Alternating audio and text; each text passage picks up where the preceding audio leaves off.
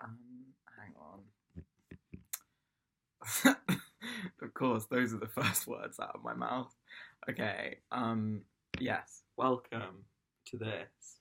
Um. This is what I've kind of wanted to do this for a long while, and I think I'm in my head.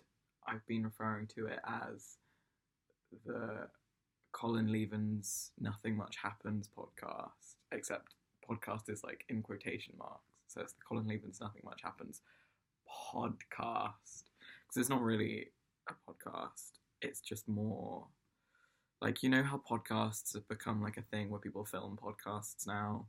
It's that, except with the podcast sound quality. I'm just gonna record this on my webcam because I um I really want to put more content out into the world. Um, I want to put my thoughts out into the world. I like talking. I like talking. I like talking to cameras about things, and I've had lots of people tell me that they really enjoy listening to me talking about nothing much, or that they appreciate the opinions that I have. So I just thought we could have a little chat. I'm doing some embroidery. Again, I'm sort of always embroidering at the moment, just lots of little things. I finished, so I bought myself a smaller embroidery hoop today. I finished the self-love one the other day, and then I finished the Colin for Turner Prize 2028, this black, mostly black one. And then I'm just working on a queer, sort of similar style to this one. But yeah, I just thought we could chat about nothing much, and it'll just be like hanging out, except you don't get to say anything unless you comment on the video. And I almost always listen to podcasts or like YouTube videos of people chatting as I go to sleep. So I almost have a vision of like if I was consuming this content, like I'm not offended if you fall asleep before the end of this, because it's not like there's not really any visuals you have to be looking at particularly, other than me in this rather fetching bear onesie that I made quite a while ago. I've been wearing a lot of like my old homemade clothes recently, which is really exciting. Most of my old homemade clothes, including this onesie, have holes in them, which is an added layer of fun. I always have people be like, wow, that's really nice, like when I wear it on Instagram, and then I'm like, yeah, I angled that picture very specifically so that you can see the like weird hole where it's falling apart, because like I'm probably better than the average person at sewing, but I'm still like really not that great at it. Um, and I'm just like, you know me, I'm quite impatient.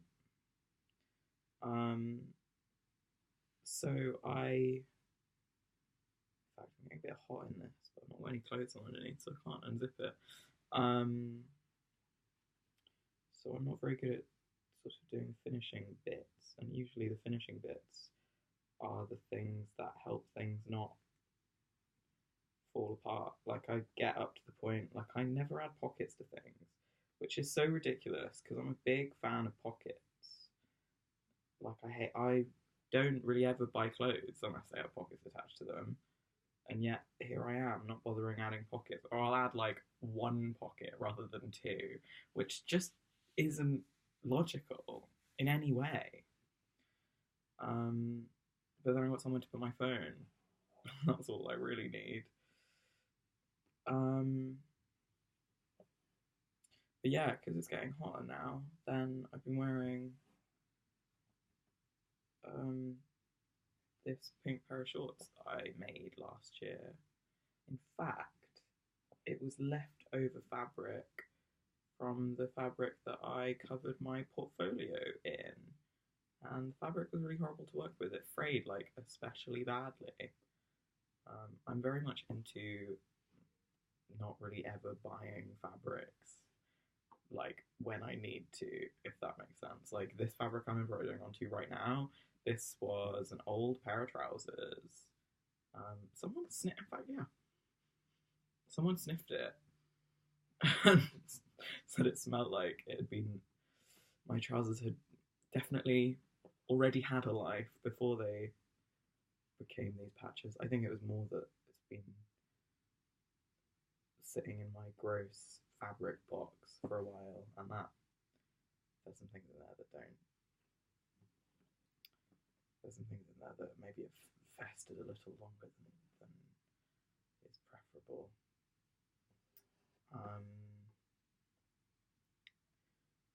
Yeah, I'm just here to have a little chat. I'm only 6 minutes in, and I already feel like I'm not. I'm running out of things to say. That's bad. I always have things to say. Let me keep saying them. What am I saying? I think also because I'm embroidering at the same time. Yeah, so I wrote down a list of podcast topics. So firstly, let me tell you about my day, because a couple of things happened today. I mean, it was all kind of one thing, but they were separate things. Anyway, they weren't really related. It's just that it all happened one after the other, because I left the house for one thing today. So I needed some more embroidery thread, and the closest haberdashery to me is in John Lewis on Oxford Street. So I was like, cool, I'll head to John Lewis, because the things I needed to obtain were embroidery thread and postcards, like touristy postcards, and like a card,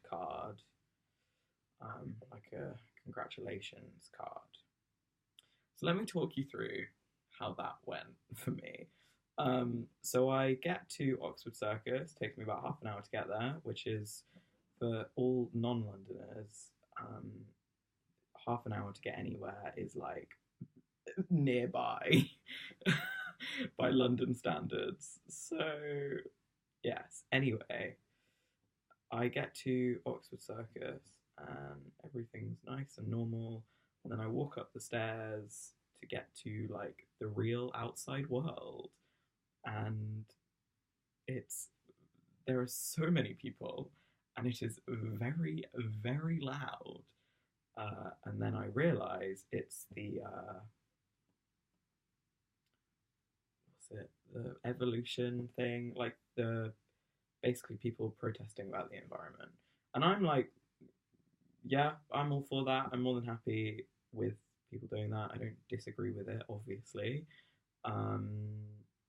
But it's not really like, as a topic, it's not really my thing, and I kind of don't really go to protest as much as I perhaps should or could, because they honestly make me kind of anxious, and I never feel like I understand that a lot of people feel really like, yeah, look, we're like saying something about protests, but whenever I go to a protest, I just feel a bit like, okay, well, I feel anxious and I want to go home, and I feel like I'm not achieving anything for anyone. But that's not me saying don't go to protests. That's just me saying it's not really not my scene. I'm much more into sort of gentle activism, and I know that protests aren't exceptionally violent, but I'm much more into, let's have a nice gentle chat, because that feels just as productive as shouting and screaming and stopping the traffic. But yeah, anyway, I get there and there is a hell of a lot of people, and I am like the furthest exit, because I have gone to Oxford Circus station, like tube station, so many times. When we were installing the Museum of Transology at the London College of Fashion, I would commute to that stop like every day for 2 weeks, and I still never quite worked out which exit, like how I should get to the right exit. So I always come up at the furthest exit from John Lewis and the London College of Fashion. So uh, that's great, good fun. Love that for me because then that meant obviously that's like the furthest distance to try and travel. But like I made it and it was fine. Like there were lots of people, but it was sort of manageable and I still like I could get through perfectly all right. So I go to John Lewis and I needed red embroidery thread, which they didn't really have the right colour that I needed. So I had to buy like a pack of like a variety of red, some of which is red that I don't want. But here we are. But they did have bloody black. If you were following my Instagram stories recently, you will have seen that I had a whole black embroidery thread palaver because I went to John Lewis. The last time I went to John Lewis, I was like, I need black embroidery thread. And I went up to the stand with all the embroidery thread, and they didn't have any black embroidery thread. So I went up to a member of staff and I was like, hello, I would like one embroidery thread, please. One black embroidery thread.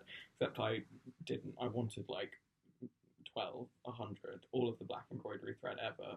And she was like, oh yeah, that always goes out of stock as soon as it comes in. And I was like, okay, great, but like, surely you should order more then. Except I obviously didn't say that because I'm never that confident with people who work in shops or people I don't know.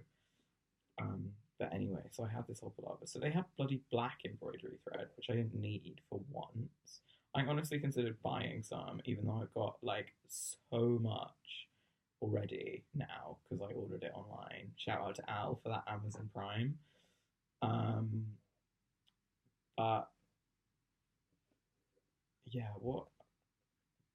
So yeah, I bought all the embroidery thread I needed. As I said, I treated myself to a smaller embroidery hoop, and I treated myself to some fresh embroidery needles. I don't know if this is something that other people get, or if I'm just like an like real cheapskate with well, kind of everything. I only own one pair of shoes. I don't buy things unless I really, really, really like. Unless my shoes have stopped like protecting my feet from the world, I won't buy a new one. And similarly with embroidery needles, unless it like won't go through the fabric as I desire, then I won't buy another one. So the one that I was using, that was the only one I had left, was like deteriorating just because I don't really know, but this happens to me like all the time because I always find myself with one embroidery needle and then it just like disintegrates because I use it so much. Um, and then I get like calluses on my fingers. Anyway, yeah, I'm really cool. I got embroidery calluses. I got them back now, which I'm really chuffed about, honestly. Um, I used to play the bass guitar and I had hard bits on my fingers from being a cool bass player, and now I have that from sewing lots. Yeah, so when I was making OG Colin Lievens fans will remember when I was making that pink skirt for the Talking Genders exhibition a while ago, a few years ago now. I obviously like so I'm for those of you who don't know, I made a skirt and then I wore it because that's usually what you do when you make clothes. Someone wears them. I wore it, and while I wore it, I embroidered it, documenting my experiences of wearing it. So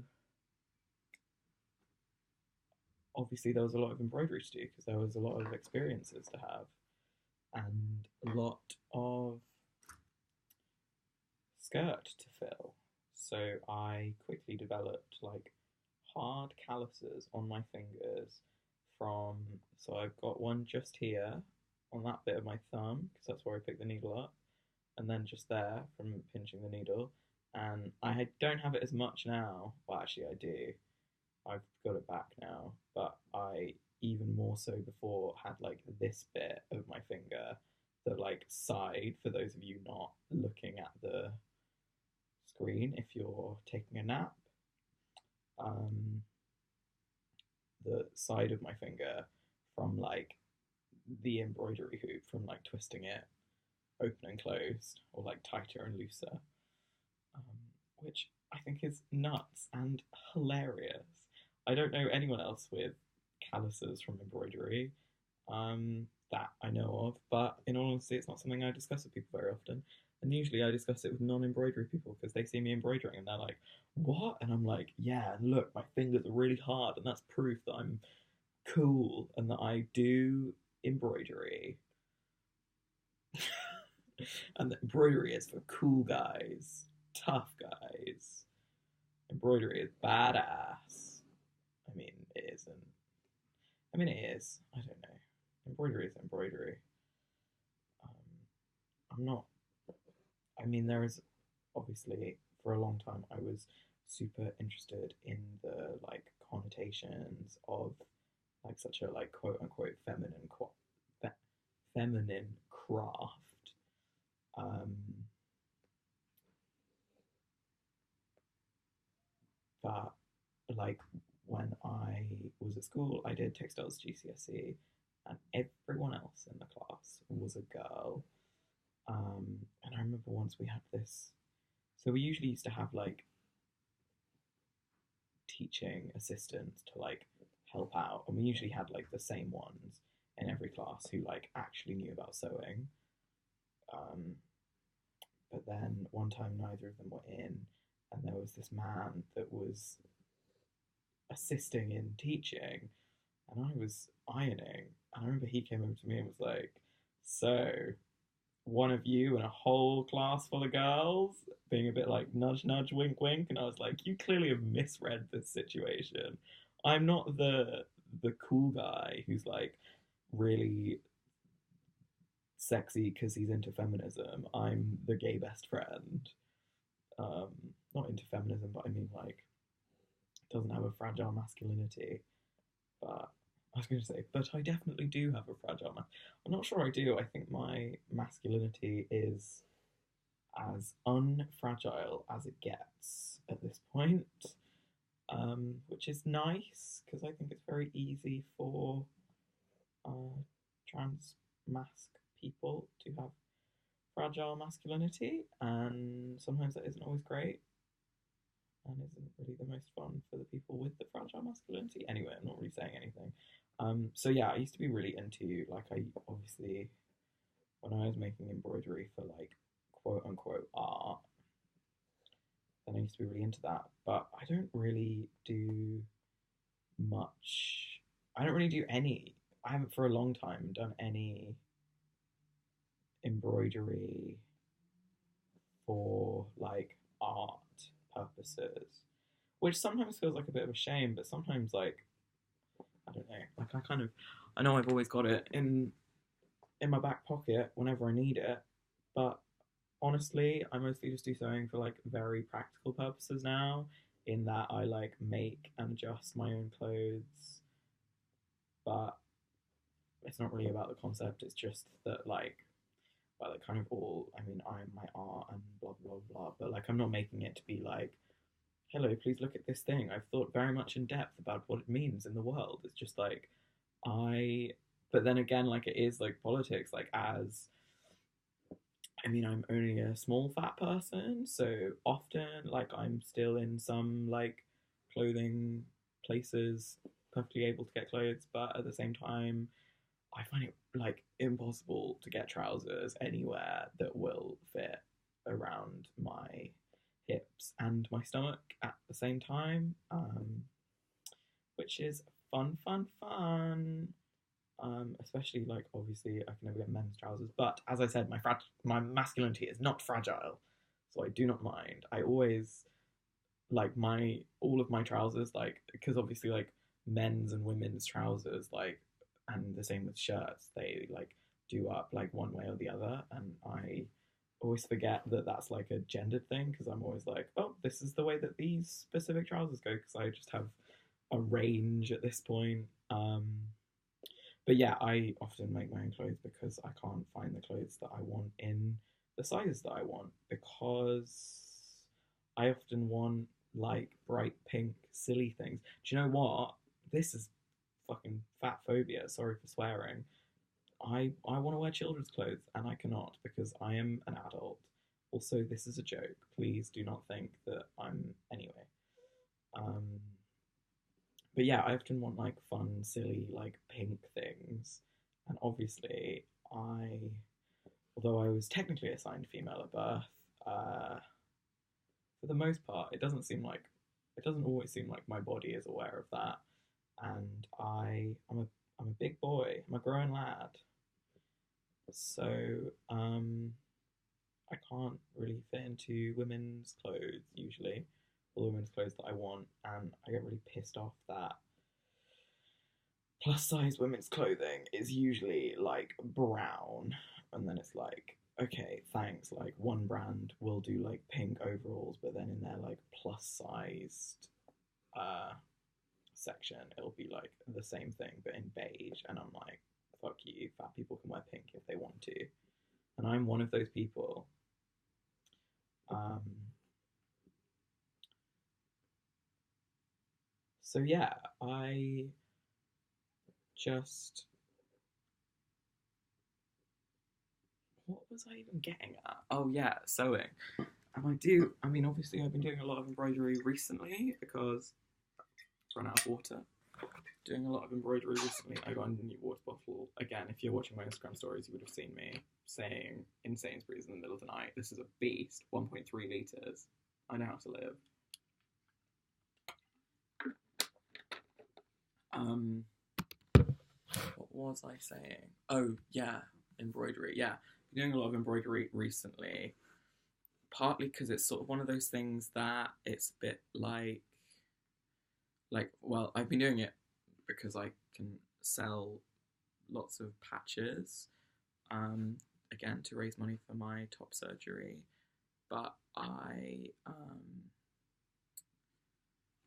it's a really good thing to do for that because with this, like I absolutely love doing tattoos and stuff, but embroidery is a really great thing to do while I'm watching YouTube or um, on the tube, or like it's like, and I can like sit at uni, like while we're having discussions at uni, I can be kind of quietly embroidering while being part of the discussion, and so it's really really convenient for me to be able to like power through, and I think actually it's really good for me,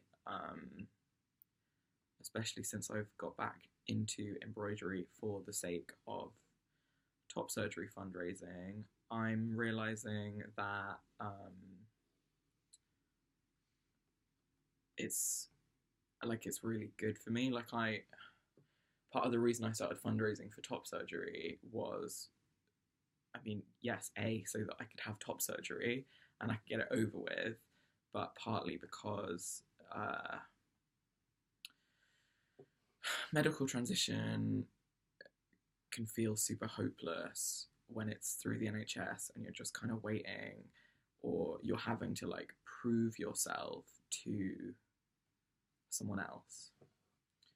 So to do this, like it feels like all the decisions are in someone else's hands. To do this, although yes, I'm asking, instead of asking the NHS to please tell me I'm trans enough, I'm asking like hundreds of people to please tell me that I'm trans enough. But doing this, like it feels like I feel in control, and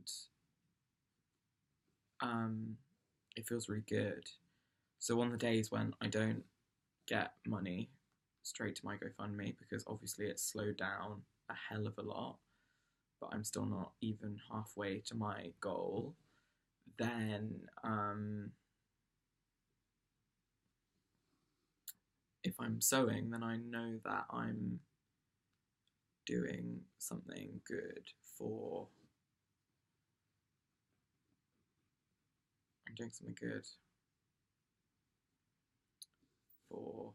myself, and I'm feeling in control, because that's what it's about. It's about feeling like this is up to me, and I can decide that I need top surgery, and I don't need to prove that to anyone in the world, because I don't need to prove that to anyone in the world. I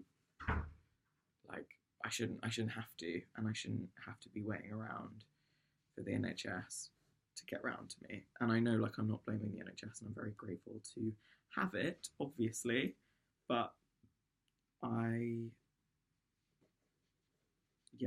need to be in control, and embroidering makes me feel in control, because I'm raising the money for the thing that I need, and that feels really good, basically. And you can see my hat hair. I finished the purple layer though. Where are we going next? Going for a sort of maroon. Wonderful. We will get there. Hopefully I'll be able to sell these tomorrow. Tomorrow being Saturday.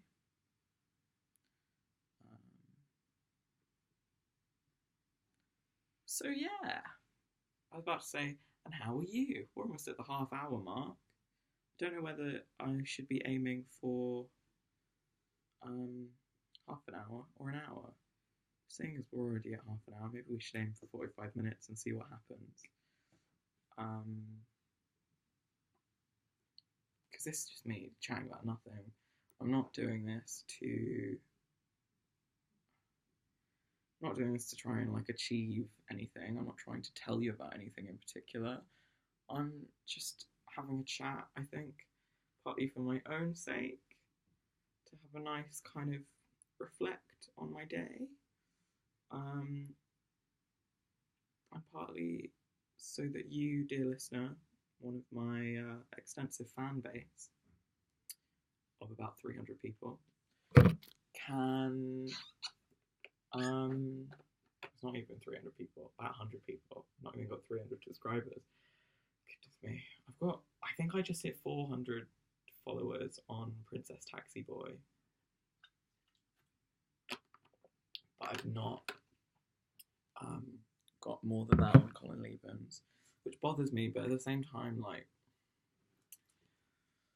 I spend so much time on my Instagram stories for Princess Taxi Boy. Kind of don't blame people sometimes. I feel really kind of frustrated about that sometimes I feel like I wish my art account and my personal account were all just one account, but then sometimes I'm glad that they're not. But I kind of wish, I don't know, but this is the formation I found myself in now. And I think if it was all just one account, then I wouldn't actually be posting as much art. I just kind of wish that my Instagram stories were sort of maybe also sometimes on my art account.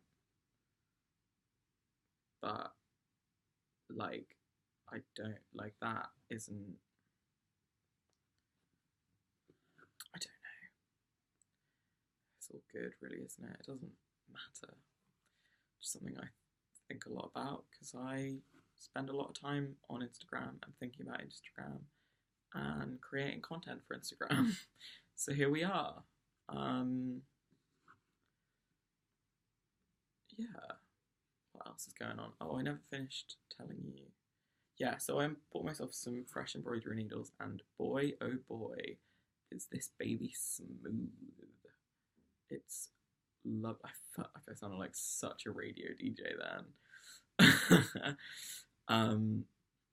I bought myself a chunky lad, a long boy of an embroidery needle, because I used to have a chunky long boy lad. But I'm not personifying. Anyway, that sewing needle really got gross and like I don't even know how to describe it. Just like it almost felt like it was going rusty. Like I don't know if it's something.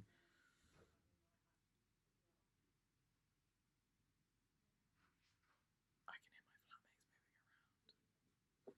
moving around. I don't know if it's something to do with like the oils in my fingers breaking down the metal. I don't know. Don't really have any idea what it is, but I just know that my embroidery needles start to get gross after a long while of using them.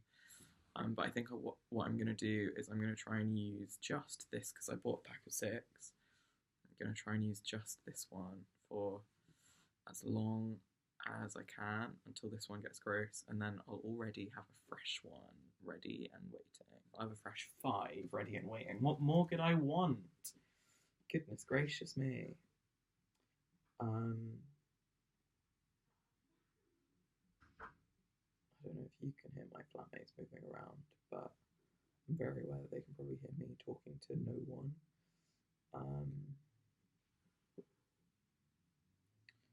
I keep wanting to be like, and how are you?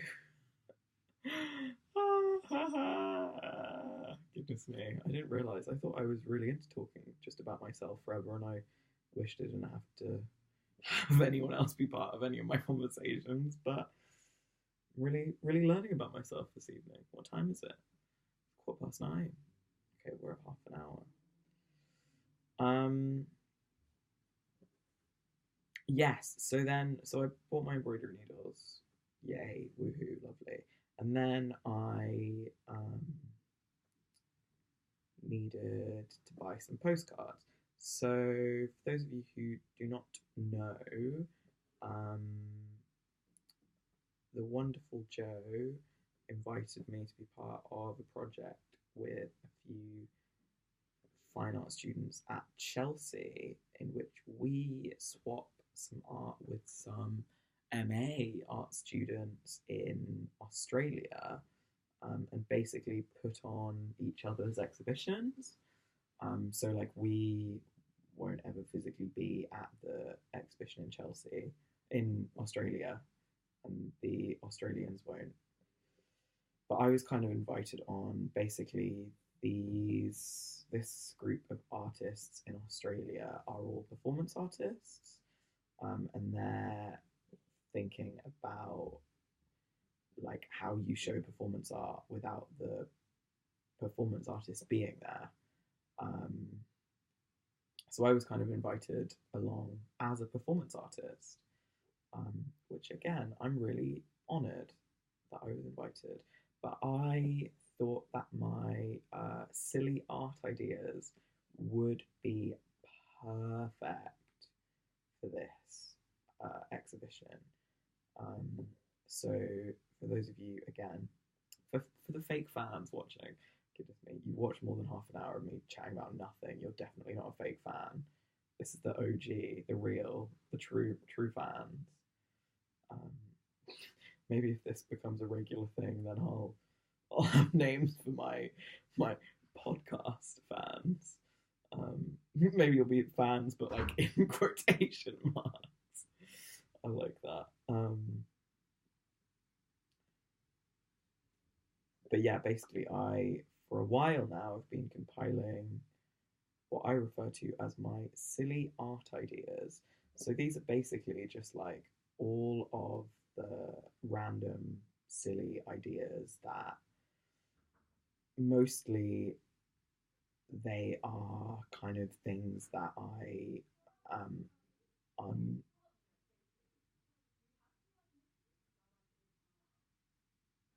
sorry, I can hear my flatmates chatting. What am I saying? My goodness, oh yeah, my silly art ideas. Um,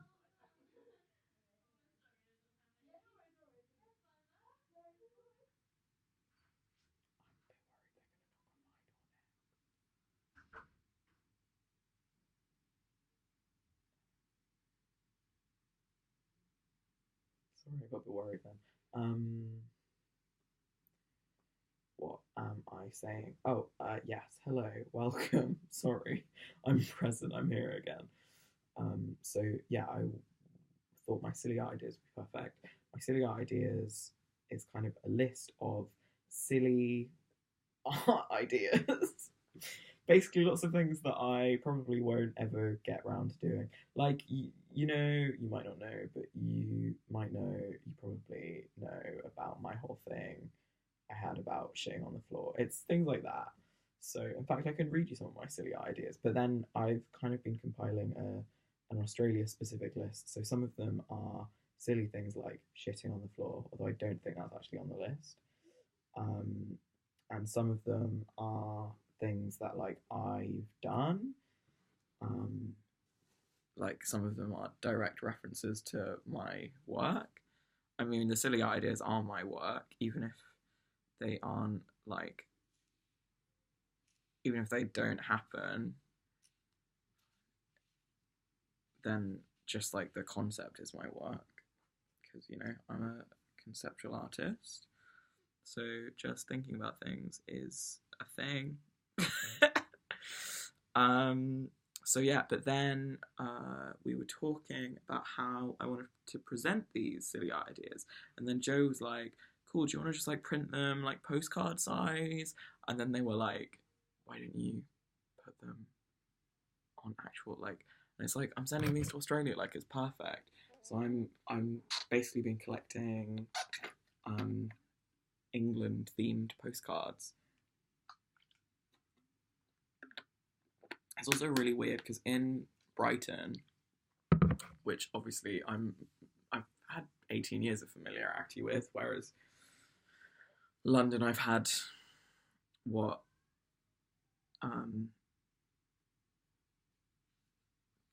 6 months of familiarity. I don't know why that took me so long to get to. I've had 6 months of familiarity with.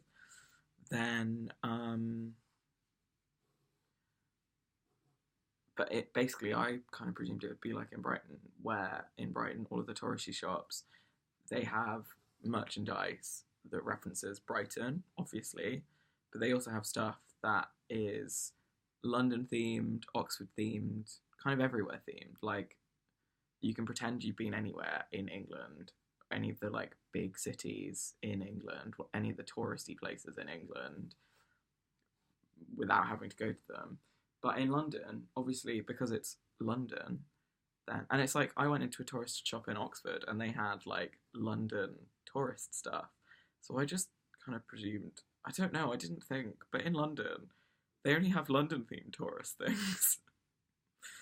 um, so I've had a few lovely people volunteer to get me outside of London stuff because I would like some from all over the country.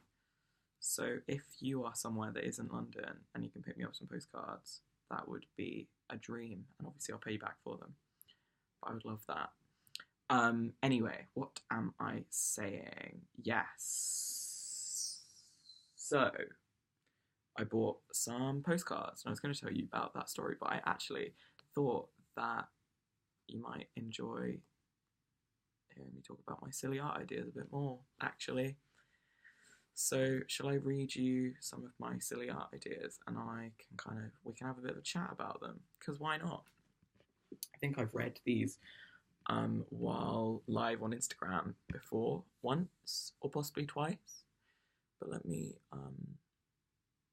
do that. So these are my silly art ideas for Australia. So this is a slightly different version of my original silly art ideas. So this is like a slightly more refined version, and also I took out things like Pret because they don't have Pret in Australia, which is disappointing. Collect all your nail clippings together. I have, for the audio listeners, I'm presently showing a tiny jar full of my nail clippings. I collect all my nail. Sorry about that. I collect all of my nail clippings together. Read a list of Friends characters in alphabetical order while tapping out the syllables. I was doing some things a while ago about alphabetizing Friends. And again, I think I was just thinking a lot about mundanity and like repetition and structure. Because I'm really into that and I have been for a while. break the DVD copy of Up. This is actually a reference to, if you watch Curtis Connor, then he I don't remember which video it was, but he referenced like being like, "Oh, we broke up," and then just like snapping up the film. Um, Sit on the train forever. Sometimes when I'm sad, I just won't get off my stop at the tube, and I'll just keep going. Sometimes that's good. Sometimes it's not good. Sometimes I start really needing the toilet, and then it's ages till I get home. I'll go all the way to the end, and then I'm like, I really need a wee, and it's like an hour till I get home. Rip off everything Yoko Ono has ever done. So Yoko Ono was part of the Fluxus movement, and the Fluxus movement is a movement that I I find it so exciting because they were really into mundanity and rules and stuff like that and repetition and shit. And oh my goodness, I love all of that stuff. But Yoko Ono wrote an amazing book called Grapefruit that was basically just a list of instructions, a little bit like mine, but it's slightly more Yoko Ono-y. So one of them is like whisper a secret to a rock, or smoke everything including your pubes, make a phone that only echoes back your voice, call every day, talk about many things. So I really like that. So this is kind of a reference to that. So I'm referencing lots of my own work, but I'm also referencing other people's work. And with this one, it's just being a bit like, I understand that I'm ripping off Yoko Ono and the Fluxus movement. Don't you worry, it's in her homage, because I love a bit of Yoko Ono. I'd also really suggest, if you haven't already, just looking up on YouTube Yoko Ono screaming, because I promise you it will make your life better. Then I wrote cut off everything Yoko Ono has ever worn. So Yoko Ono did this performance called Cut Piece, where basically she wore clothes and then the audience were invited to like go up to her with a pair of scissors and like cut off a piece of clothing that she was wearing. So again, that's just another Yoko Ono thing. Then what's the next one? Read a conversation from Mumsnet. So yeah, I had a thing for a while about Mumsnet. Again, kind of mundanity, but then someone told me that that's where a lot of TERFs hang out. So kind of even better, like mundanity with a hidden transphobic twist. What more could you want? Sell t-shirts with my face on them, so that's a reference to my merch, and that was the thing right at the top of my original silly art ideas before it was a real art idea. Not a real art idea, this is real art. But then it isn't not a silly art idea because it's still very silly. And also, no one has actually bought the one design, the one piece of merch that has my face on it yet. I'm just saying. Although someone was telling me the other day that they were going to buy one of my hoodies and they might buy that one. So you never know. Eat like a small child. So when myself and my mother were visiting some family friends, there was a small child eating some food, and for a lot of the time she was eating, we made intense eye contact, and I like tried to mirror what she was doing as she was eating. I've been thinking about doing a video where I just look straight down the camera and just eat food like a child. So yeah. Poo in a gallery when almost no one expects it. Okay, so my pooing thing is right there. Big Martin Creed, big Gilbert and George, big this is why I don't study at Chelsea, big everything thing. We've heard enough about my gallery shitting fantasies. We don't need any more of them, really, do we? collect together socks that are falling apart and the stories that go with them. So I don't know if I've managed to lose at least one of the pairs of socks, but I had a few pairs of socks that, from like things that were like, I was kind of for a while, I think, referring to them in my head, like the title of this. Oh, it's 9:30, everyone. The title of this work in my head was Socks from Things That I Thought Were Good at the Time, but Now I'm Not So Sure.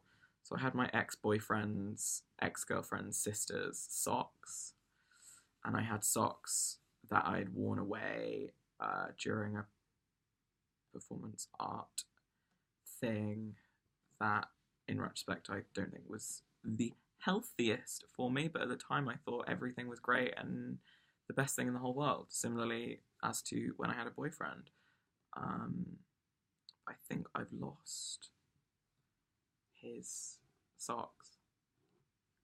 But anyway, it's kind of the concept that matters more. And also, in this context, collect together socks that are falling apart and the stories that go with them, then I've got other socks that are falling apart that have stories attached to them, like the socks that Lewis gave me, that he posted me before we ever even met, that have Keith Haring on them, and I wore them to the both Museum of Transology openings, as well as kind of every gallery opening I've done. I wore them when I performed at the Tate.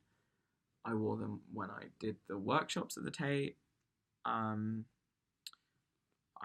wore them for all of the openings of exhibitions that I've done, but they're falling apart now, and that makes me really sad because they're my favourite socks, and I wore one of them when I met Gilbert and George. So I couldn't find one of them, but I think that's perfect. Gilbert and George don't deserve both of my Keith Haring socks at once. They really don't. Run a dance class, but make sure the dancing is bad. You'll know I love a terrible dance, and I would love to do a dance class in which I'm like, it doesn't matter what it looks like as long as you are enjoying yourself and you are inside of your body and your body is for you and for no one else. In this moment, you own your body, because that's how I feel. Offer people a place to refill their water bottles. I had for a while this fantasy of just doing a work like in a gallery like the Tate, where there's loads of people, and just being like, here's a water fountain, please stay hydrated. And then also maybe like having all of these like wacky water bottles, like reusable water bottles in like silly colors and shapes, but like still like big enough that it's like worth using. Maybe not by my standards, but by like a normal person standards. And then just like giving those away for free and just being like, look, please stay hydrated. That's all I ask. I'd really like that. But again, it's sort of not happening. It's not going to happen right now, is it? Tie every unnecessary thing together with string. So I kind of did that. I tied together like a load of pens that weren't working, and a spoon from Pret, and a silly straw, and I wrapped loads of string around them. I still haven't quite finished it. It's hanging in my bathroom. But yeah, again, that's a reference to something I did but didn't really ever show anyone. Leave bags of ice to melt. So I was kind of thinking, I don't know, I've never looked closely enough at a bag of ice to see if there's like holes or anything in a bag of ice, like to stop you suffocating. But I really love the idea of like a bag of ice. If it's like totally sealed, having a bag of ice, leaving it in a gallery to melt, and then afterwards you've just got a bag of water.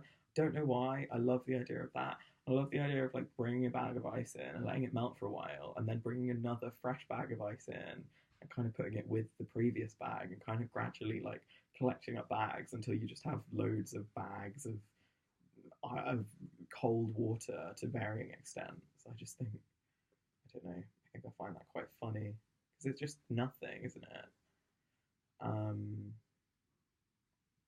Tell only boring anecdotes. So I often tell people things and then I go, sorry, that was boring as hell. I don't know why I told you that. But then I took to writing down my boring anecdotes.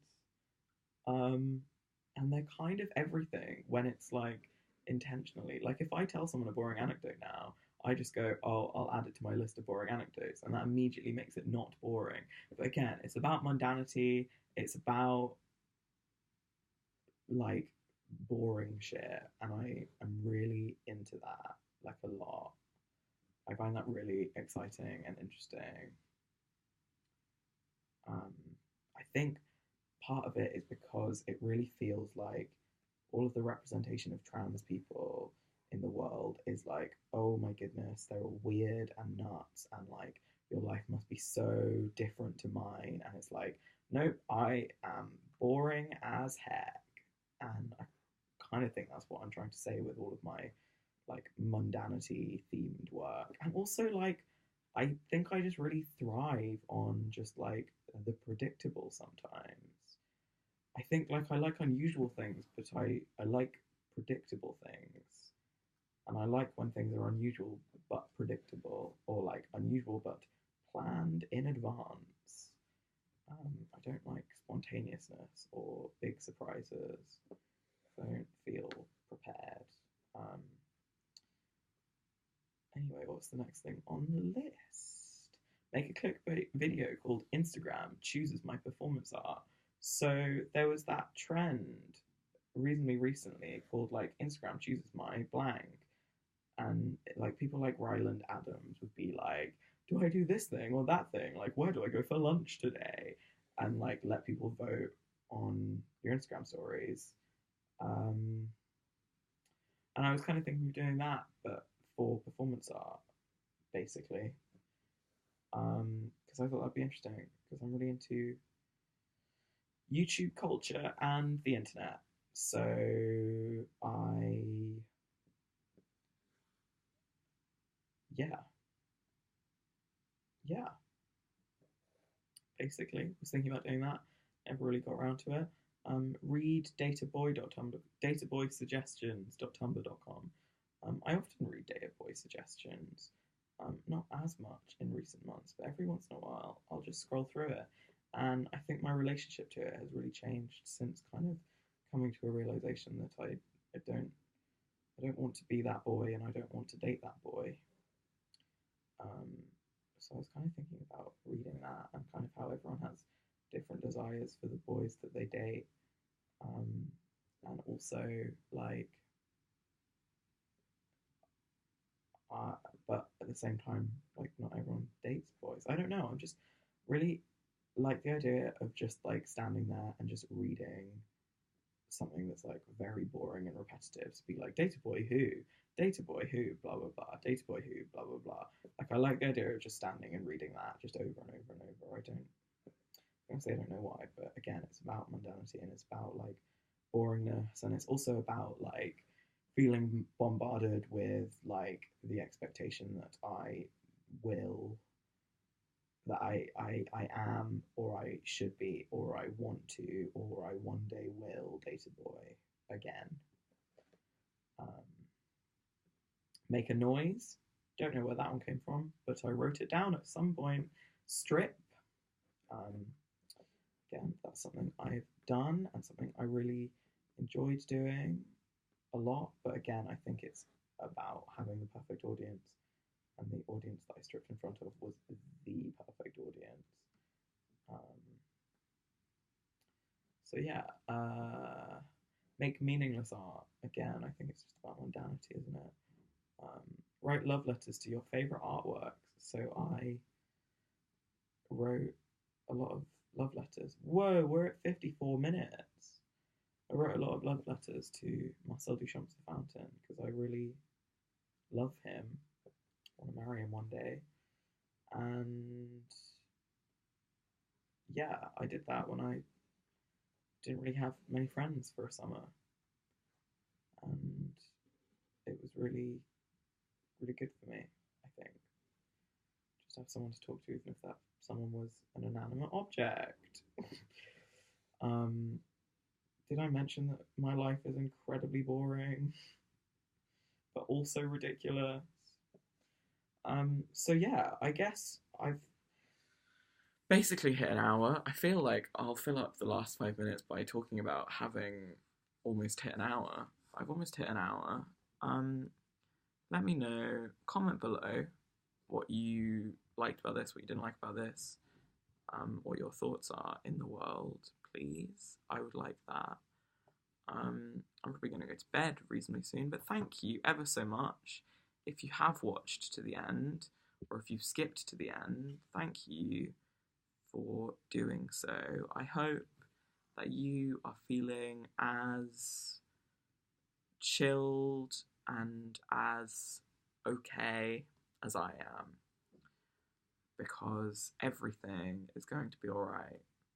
I feel like that is something appropriate to end the podcast on. But now I'm realising I've still got just over 4 minutes left. So maybe I should have kept talking about Marcel Duchamp's The Fountain, or whatever the next thing on my list was. Shall I talk about a few more things? Let's talk about a few more things. Bend it. So that's a reference to when I bent it. When I was doing my Gilbert and George stuff. Publish a book. We don't need to talk about that. Collect all of your receipts from everything you buy. Again, I do that. Someone suggested I do a zine where I, like, on one page it's the receipts, and on the page next to it it's me being like, this is when this receipt came about. Again, mundanity, you get the picture. It's all about mundanity, really, isn't it? Wrap yourself in fragile tape. We all know I've done that many a time. T-shirts available now. Do everything you can to become YouTube famous. As you can tell, I'm really trying really hard with this badly lit, unedited webcam video. Did you know that for the last 6 months, all of the stuff I filmed has either been on my webcam or on the iPad I was given by work for work things? Feel very strongly that clearly I don't think it's actually making my work much worse. So here we are. I feel very strongly about accessibility. We all know this. But yeah, anyway, I guess that's kind of where I'm going to leave you now, dear viewer, dear listener. I hope your day went well. I hope your day is going well. I just want you to know that you're alright and you're going to be okay. But also, like, maybe you're not going to be okay, and that's also okay. Like, it's not for me to tell you, like, I don't know what your life is, and I'm not here to be like, oh, you'll be fine. Like, if something is shit, then it's shit.